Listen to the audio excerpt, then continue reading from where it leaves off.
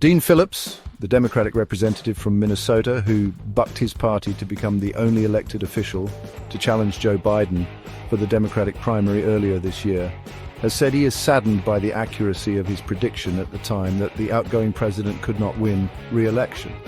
Dean Phillips, if what I feel now is vindication, it's awfully unsatisfying. The fact was, he was not in a position to win. The fact was, his approval numbers were historically low. The fact was, his physical decline was real.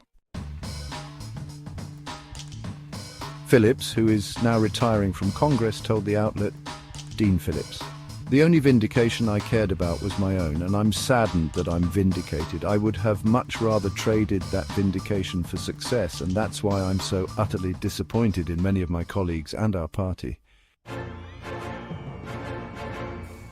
The representative's comments come as Democrats attempt to take stock of the scale of their defeat in November, when Donald Trump won the presidency over Kamala Harris, who had replaced Biden as the Democratic nominee after he eventually quit the race, and with it a possible path forward.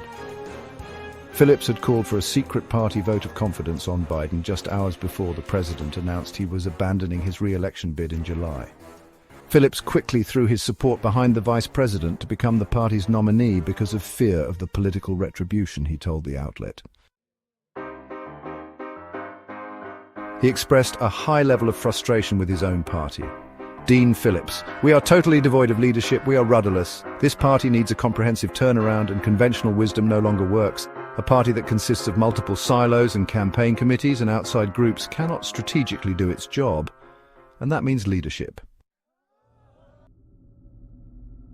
Phillips is not the only outgoing Democrat or former Democrat to express disappointment with the party.